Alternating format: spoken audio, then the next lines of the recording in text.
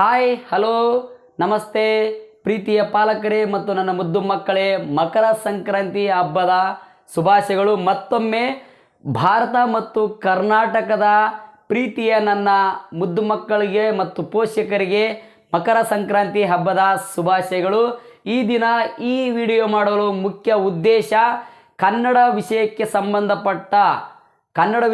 ಸಂಬಂಧಪಟ್ಟ ಒಂದು ಹಲವಾರು ಪ್ರಶ್ನೆಗಳ ಜೊತೆಗೆ ಈ ವಿಡಿಯೋ ಮಾಡುತ್ತಿದ್ದೇವೆ. ಅದೇ ರೀತಿಯಾಗಿ ಈ ವಿಡಿಯೋ ನೋಡುತ್ತಿರುವ ಕರ್ನಾಟಕದ ಮಹಾಜನತೆಗೆ ತಮ್ಮಲ್ಲಿ ವಿನಂತಿ ಪೂರ್ವಕವೇನೆಂದರೆ, ಈ ಒಂದು ವಿಡಿಯೋ ನೋಡುತ್ತಿರುವ ಎಲ್ಲರೂ ಸಬ್ಸ್ಕ್ರೈಬ್ ಮಾಡಿ ಮತ್ತು ಶೇರ್ ಮಾಡಿ ಮತ್ತು ಲೈಕ್ ಬಟನನ್ನು ಒತ್ತುವುದನ್ನು ಮರೆಯಬೇಡಿ, ಕ್ಲಿಕ್ ಮಾಡಿ. ಅದರ ಜೊತೆಗೆ ಇವತ್ತು ನಾವು ಕನ್ನಡ ವಿಷಯಕ್ಕೆ ಸಂಬಂಧಪಟ್ಟ ಮೊದಲ ಪ್ರಶ್ನೆ ಈ ರೀತಿ ಇದೆ, ನೋಡೋಣ ಬನ್ನಿ ಮಕ್ಕಳೇ, ಪ್ರೀತಿಯ ಮಕ್ಕಳೇ.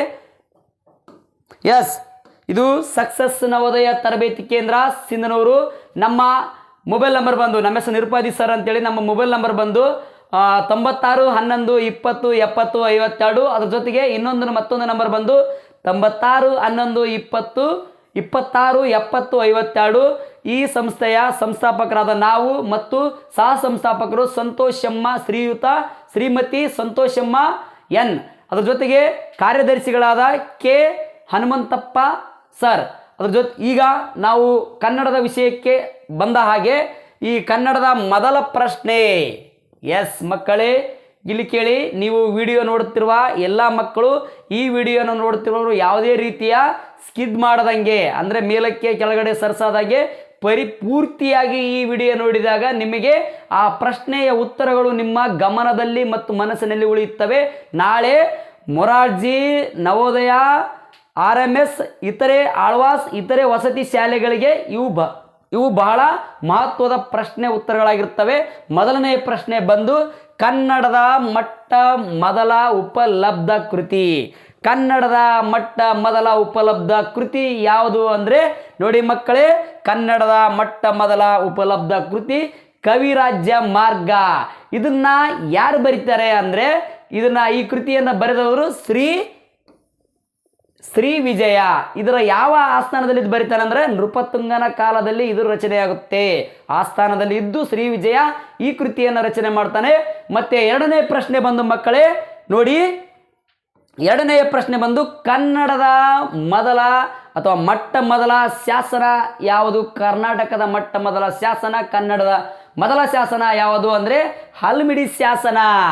ಎಸ್, ಹಲ್ಮಿಡಿ ಶಾಸನ ಇದು ಶಿವಮೊಗ್ಗ ಜಿಲ್ಲೆಯಲ್ಲಿ ಕಂಡು ಬರುತ್ತೆ. ಇದು ಹಲ್ಮಿಡಿ ಶಾಸನವನ್ನು ರಚನೆ ಇದು ಸಿಕ್ಕಿದ್ದು ಯಾವಾಗ ಅಂದರೆ ಕ್ರಿಸ್ತ ಶಕ 450ರಲ್ಲಿ. ಎಸ್, ಕ್ರಿಸ್ತ ಶಕ 450ರಲ್ಲಿ ಹಲ್ಮಿಡಿ ಶಾಸನವನ್ನು ಪತ್ತೆ ಹಚ್ತಾರೆ. ಮತ್ತೆ ಈಗ ಮೂರನೆಯ ಪ್ರಶ್ನೆ ಬಂದು ಕರ್ನಾಟಕದ ಏಕೈಕ ಜ್ಞಾನಪೀಠ ಪ್ರಶಸ್ತಿ ಪಡೆದ ಮಹಿಳೆ ಯಾರು ಅಂತ ಈ ರೀತಿ ಕೂಡ ಪ್ರಶ್ನೆ ಕೇಳ್ತಾರೆ. ಹಾಗಾಗಿ ನೀವು ಯಾವುದೇ ರೀತಿಯ ಗೊಂದಲಕ್ಕೆ ಒಳಗಾಗದೆ ಇಲ್ಲಿಯವರೆಗೆ ಮಹಿಳೆಯರಿಗೆ ಅಥವಾ ಭಾರತದಾಗಲಿ ಕರ್ನಾಟಕದಲ್ಲೇ ಆಗಲಿ ಕರ್ನಾಟಕದಲ್ಲಿ ಮಹಿಳೆಯರಿಗೆ ಜ್ಞಾನಪೀಠ ಪ್ರಶಸ್ತಿಗಳು ಇಲ್ಲಿವರೆಗೆ ಸಂದಿಲ್ಲ. 8 ಜನ ಜ್ಞಾನಪೀಠ ಪ್ರಶಸ್ತಿ ಪುರಸ್ಕೃತರು ಇದ್ದಾರೆ. ಅವರು 8 ಜನ ಜ್ಞಾನಪೀಠ ಪ್ರಶಸ್ತಿ ಕವಿಗಳು, ಅವರು 8 ಜನ ಜ್ಞಾನಪೀಠ ಪ್ರಶಸ್ತಿ ಪಡ್ಕೊಂಡಿದ್ದಾರೆ. ಅದರ ಜೊತೆಗೆ ಮೊದಲನೇ ಜ್ಞಾನಪೀಠ ಪ್ರಶಸ್ತಿ ಯಾರಿಗೆ ಬಂದಿದೆ ಅಂದರೆ 1967ರಲ್ಲಿ ಯಾರಿಗೆ ಮೊದಲನೇ ಜ್ಞಾನಪೀಠ ಪ್ರಶಸ್ತಿ ಬಂದಿದೆ ಅಂತಂದರೆ ಕುವೆಂಪುರವರಿಗೆ. ಕುಪ್ಪಳ್ಳಿ ವೆಂಕಟಪ್ಪನ ಮಗ ಪುಟ್ಟಪ್ಪರವರಿಗೆ ಜ್ಞಾನಪೀಠ ಪ್ರಶಸ್ತಿ ಮೊದಲ ಪ್ರಶಸ್ತಿ ಬಂದಿದೆ. ಮತ್ತು ಕೊನೆಯ ಜ್ಞಾನಪೀಠ ಪ್ರಶಸ್ತಿಯವರು ಚಂದ್ರಶೇಖರ್ ಕಂಬಾರ್ ಅವರಿಗೆ ಸಂದಿದೆ. ಅದು ಯಾವಾಗ ಅಂದರೆ 2010ರಲ್ಲಿ. ಈ ಮಧ್ಯದಲ್ಲಿ ನಾನು ಯಾಕೆ ಈ ಉತ್ತರಗಳು ಹೇಳಿಲ್ಲ ಅಂದರೆ, ನೀವು ಅವನ್ನ ಜ್ಞಾನಪೀಠ ಪ್ರಶಸ್ತಿ 8 ಜ್ಞಾನಪೀಠ ಪ್ರಶಸ್ತಿಗಳನ್ನು ಅಚ್ಚುಕಟ್ಟಾಗಿ ನೀಟಾಗಿ ಚೆನ್ನಾಗಿ ಓದಿಕಬೇಕು. ಅಂದಾಗ ಮಾತ್ರ ಜ್ಞಾನಪೀಠ ಪ್ರಶಸ್ತಿಗಳನ್ನು ಕೇಳಿದರೆ ಯಾವುದೇ ರೀತಿಯ ಪ್ರಶ್ನೆಗಳಿಗೆ ಗೊಂದಲ ಇಲ್ಲದಂಗೆ ನೀವು ಉತ್ತರವನ್ನು ಹೇಳಬಹುದು. ಎಸ್, ಈಗ ಹಾಗೆ ಮುಂದುವರಿಯೋಣ. ಹಲವಾರು ಪ್ರಶ್ನೆಗಳಿದ್ದಾವೆ. ನಮಗೆ ಒಂದು 10 ನಿಮಿಷ ಈ ಒಂದು ವಿಡಿಯೋವನ್ನು ಮಕರ ಸಂಕ್ರಾಂತಿ ಪ್ರಯುಕ್ತವಾಗಿ ಈ ಒಂದು ವಿಡಿಯೋ ನಿಮಗೆ ತಲುಪಲಿ ಎಂಬ ಉದ್ದೇಶದಿಂದ ಮಾಡ್ತಾ ಇದ್ದೀವಿ. ಭಾಳ ಮಹತ್ವವಾದ ಪ್ರಶ್ನೆಗಳು ಇವು. ಮತ್ತು ನಾಲ್ಕನೆಯ ಪ್ರಶ್ನೆ ಬಂದಾಗ ನೋಡೋಣ ಮಕ್ಕಳೇ, ಕೇಳಿ, ಹಾಗೆ ಯಾವುದೇ ರೀತಿ ಸ್ಕಿಡ್ ಮಾಡಬೇಡಿ. ನಾಲ್ಕನೆಯ ಪ್ರಶ್ನೆ ಬಂದಾಗ ಕನ್ನಡದ, ಎಸ್ ವೆರಿ ಗುಡ್, ಕನ್ನಡದ ಆದಿಕವಿ ಎಂದು ಯಾರನ್ನು ಕರೀತಾರೆ? ಕನ್ನಡದ ಆದಿಕವಿ ಅಂತಂದು ಯಾರನ್ನು ಕರೀತಾರೆ ಅಂದರೆ ಪಂಪನನ್ನು ಕರೀತಾರೆ. ಯಾರನ್ನು ಕರೀತಾರಪ್ಪ ಮಕ್ಕಳೇ? ಪಂಪರನ್ನು ಕರೀತಾರೆ. ಎಸ್, ಅದ್ರ ಜೊತೆಗೆ ಕನ್ನಡದ, ಎಸ್, ಐದನೆಯ ಪ್ರಶ್ನೆ, ಕನ್ನಡದ ಪ್ರಥಮ ಸಾಮಾಜಿಕ ನಾಟಕ. ನೋಡಿ, ಈ ಹಿಂದೆ ಏನು ಮಾಡಿದ್ವಿ ನಾವು? ಕನ್ನಡದಲ್ಲಿ ದೊರೆತ ಶಾಸನ ಯಾವುದು ಅಂತ ಕೇಳಿದ್ವಿ. ಕನ್ನಡದಲ್ಲಿ ಹಲವಾರು 2-3 ಪ್ರಶ್ನೆಗಳು ಬಂತು. ಮತ್ತು ಅದೇ ರೀತಿಯಾಗಿ ಕನ್ನಡದ ಪ್ರಥಮ ಸಾಮಾಜಿಕ ನಾಟಕ ಯಾವುದು ಅಂದರೆ ಇಂದಿರಾಬಾಯಿ. ಇದು PC, PSI, KPSC ಹಲವಾರು ನೌಕರಿಗೆ ಸಂಬಂಧಪಟ್ಟ ಪ್ರಶ್ನೆ ಇದಾಗಿದೆ. ಇದು ಭಾಳ ರಿಪೀಟೆಡ್ ಕ್ವಶನು. ನಮಗೆ ಈ ಒಂದು ಮೊರಾರ್ಜಿ, ನವೋದಯ, ಆದರ್ಶ, ಆಳ್ವಾಸ್ಗೆ ಬರುವ ಸಾಧ್ಯತೆ ಕೂಡ ಇವೆಲ್ಲ ಪ್ರಶ್ನೆಗಳಿವೆ.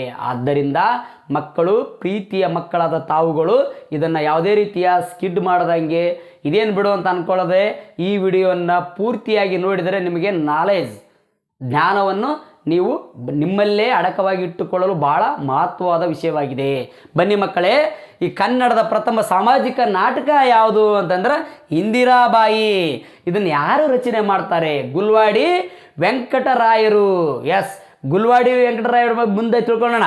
ಈಗ ಗುಲ್ವಾಡಿ ವೆಂಕಟರಾಯರು ಇದನ್ನು ಇಂದಿರಾಬಾಯಿ ಎಂಬ ಒಂದು ನಾಟಕವನ್ನು ಬರೀತಾರೆ. ಇದು ಕನ್ನಡದ ಪ್ರಥಮ ಸಾಮಾಜಿಕ ನಾಟಕ. ನೆಕ್ಸ್ಟ್ ಕ್ವಶನ್ ಬನ್ನಿ ಮಕ್ಕಳೇ, 6ನೇ ಪ್ರಶ್ನೆ. S, good. 6ನೇ ಪ್ರಶ್ನೆ ನೀವು ಕಮೆಂಟ್ ಮಾಡಿದ ರೀತಿಯಲ್ಲಿ ಸರಿಯಾಗಿದೆ. ಕರ್ನಾಟಕದ ರಾಷ್ಟ್ರಕವಿ ಎಂಬ ಬಿರುದು ಪಡೆದ ಮೊದಲ ಕವಿ ಯಾರು ಅಂತ ಕೇಳ್ತಾ ಇದ್ದೀವಿ.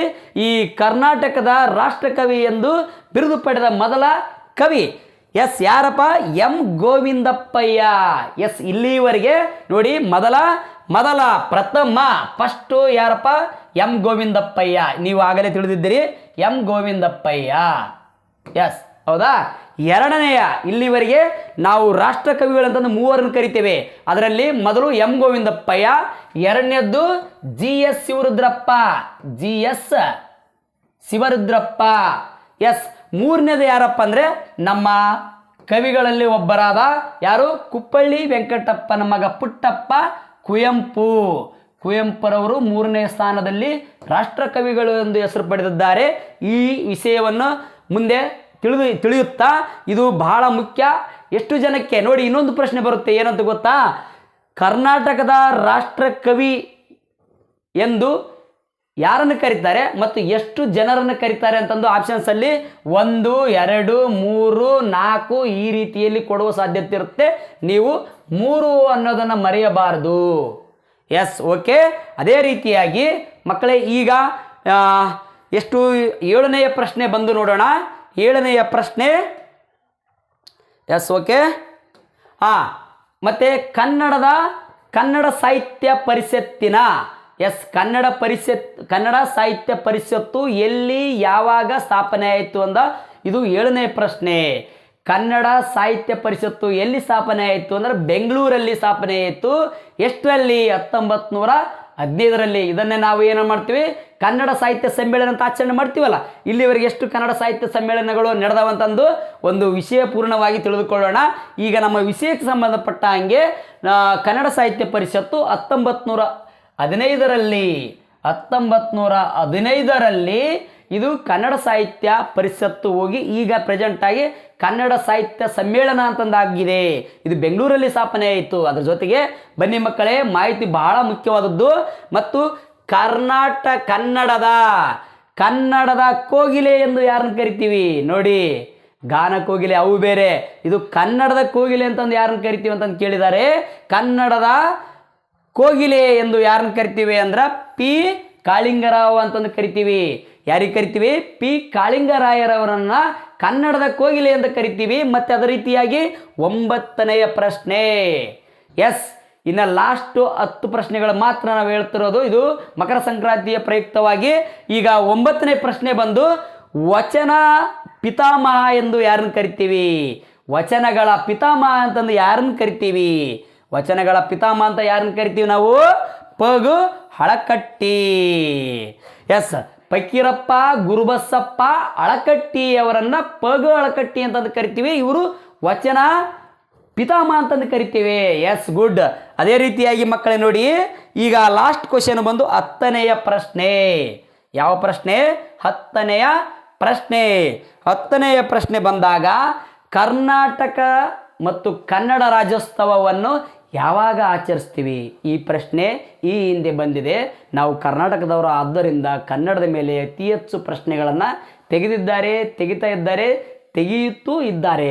ಹಾಗಾಗಿ ಈ ಕನ್ನಡ ರಾಜ್ಯೋತ್ಸವ ಯಾವಾಗ ಆಚರಿಸ್ತೀವಿ ಅಂತಂದರೆ ನವೆಂಬರ್ 1 ಕನ್ನಡ ರಾಜ್ಯೋತ್ಸವವನ್ನು. ಕನ್ನಡ ರಾಜ್ಯೋತ್ಸವ 1953-54ರಿಂದ ಸ್ಥಾಪನೆ ಆಗಿರಲಿಂದ ಹಿಡಿದು ನವೆಂಬರ್ 1 ಇದು ಕನ್ನಡ ರಾಜ್ಯೋತ್ಸವವನ್ನು ಮಾಡಿಕೊಳ್ತಾ ಬಂದಿದ್ದೀವಿ. ಇದು ಬಹಳ ಮಹತ್ವವಾದ ವಿಡಿಯೋ. ಇದು 10 ಕ್ವಶನ್ ಮಾತ್ರ ತೆಗೆದಿದ್ದೇವೆ. ಇಲ್ಲಿವರೆಗೆ ಯಾರು ತಮ್ಮ ಮೊಬೈಲನ್ನು ಸ್ಕಿಡ್ ಮಾಡದೆ ಯಾರೆಲ್ಲ ನೋಡಿದ್ದೀರಿ, ಮತ್ತು ನಿಮ್ಮ ಫ್ರೆಂಡ್ಸ್ ಯಾರ್ಯಾರು ನವೋದಯ, ಮುರಾರ್ಜಿ, ಸೈನಿಕ, ಕಿತ್ತೂರು, ಇನ್ನೂ ಹಲವಾರು ಇತರೆ ವಸತಿ ಶಾಲೆಗಳಿಗೆ ಯಾರ್ಯಾರು ಕೋಚಿಂಗ್ ತೊಗೊತಾ ಇದ್ದೀರಿ, ಮತ್ತು PSI ಕೂಡ ಇದು ಅನ್ವಯ ಆಗತಕ್ಕಂಥ ಪ್ರಶ್ನೆ ಪತ್ರಿಕೆ ಮಾಲಿಕೆ. ಇಲ್ಲಿವರೆಗೆ ಈ ವಿಡಿಯೋ ನೋಡಿದ ತಮ್ಮೆಲ್ಲರಿಗೂ, ಪ್ರೀತಿಯ ಮಕ್ಕಳಿಗೂ, ಪಾಲಕರಿಗೂ ಎಲ್ಲರಿಗೂ ಮತ್ತೊಮ್ಮೆ ಮಕರ ಸಂಕ್ರಾಂತಿ ಹಬ್ಬದ ಶುಭಾಶಯಗಳು, ಧನ್ಯವಾದಗಳು. ಮತ್ತೊಮ್ಮೆ ನನ್ನ ಮೊಬೈಲ್ ನಂಬರ್ ಬಂದು 9611 ನೋಡಿ ಮಕ್ಕಳೇ, 96 11 20 70 52 ಈ ನಂಬರ್ಗೆ ಏನಾದರೂ ನಿಮ್ಮ ಪ್ರಶ್ನೆಗಳಿದ್ದರೆ ನೇರವಾಗಿ ಕಮೆಂಟ್ಗಳ ಮೂಲಕ ಇಲ್ಲ ನೇರವಾಗಿ ಫೋನ್ಗಳ ಮೂಲಕ ನಮ್ಮನ್ನು ಸಂಪರ್ಕಿಸಬಹುದು. ಇದು ಈ ಶಾಖೆ ಇರುವುದು ರಾಯಚೂರು ಜಿಲ್ಲಾ ಸಿಂಧನೂರು ತಾಲೂಕಿನ ಸಿಂಧನೂರು ನಗರದಲ್ಲಿರ್ತಕ್ಕಂಥ ಸಕ್ಸಸ್ ನವೋದಯ ತರಬೇತಿ ಕೇಂದ್ರ. ಇದು ಕಲಿಕೆಯಲ್ಲಿಂದಿರ್ತಕ್ಕಂಥ ಅಂದರೆ ಓದಲು ಬರೆಯಲು ಬಾರದ 1ರಿಂದ 12ನೇ ತರಗತಿವರೆಗೆ ಕಲಿಕೆಯಲ್ಲಿಂದಿರ್ತಕ್ಕಂಥ ಮಕ್ಕಳಿಗೆ ನೀಡುತ್ತಿರುವ ವಿದ್ಯಾಭ್ಯಾಸವನ್ನು ನೀಡುತ್ತಿರುವ, ಓದಲು ಬರೆಯಬಾರದ ಮಕ್ಕಳಿಗೆ ವಿದ್ಯಾಭ್ಯಾಸ ನೀಡುತ್ತಿರುವ ಕರ್ನಾಟಕದ ಮೊಟ್ಟ ಮೊದಲ, ಈಗ ಹೆಂಗೆ ಕನ್ನಡದ ಮೊದಲ ಶಾಸನ ಅಂತ ಹೇಳ್ತೀವಿ, ಕರ್ನಾಟಕದ ಮೊಟ್ಟ ಮೊದಲ ನಮ್ಮ ಕೋಚಿಂಗ್ ಅಕಾಡೆಮಿ ಕಲಿಕೆಯಲ್ಲಿಂದಿರ್ತಕ್ಕಂಥ ಮಕ್ಕಳಿಗೆ ಕಲಿಸುವುದೇ ನಮ್ಮ ಮೊದಲ ಉದ್ದೇಶ. ಎಲ್ಲರಿಗೂ ಧನ್ಯವಾದಗಳು. ನಮಸ್ತೆ ಎಲ್ಲರಿಗೂ.